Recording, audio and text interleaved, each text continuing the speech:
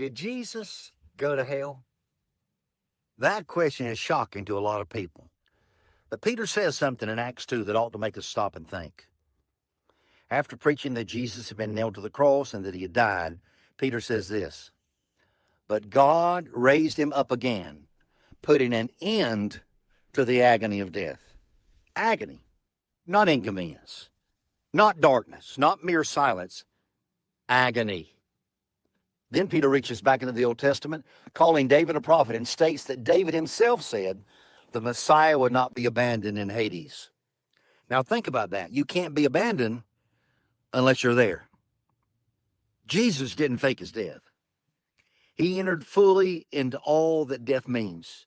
He went into Hades, into the realm of the dead, and he went there carrying the full weight of our sin and the full fury of God's wrath.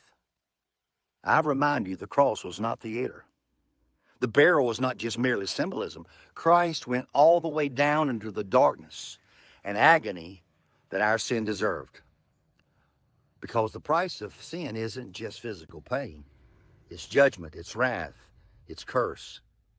Jesus didn't merely die for us.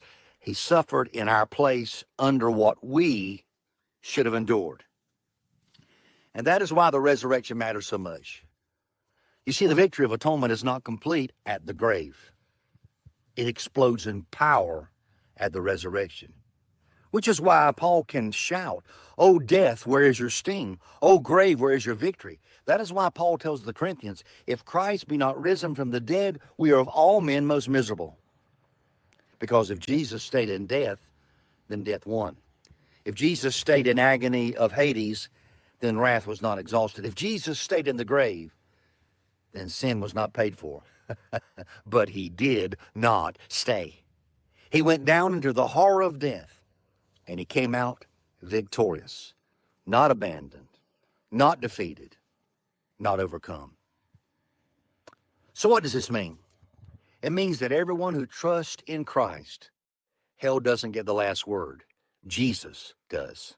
The Bible is full of wisdom and hope. Subscribe, like, and share. Be a blessing to everyone.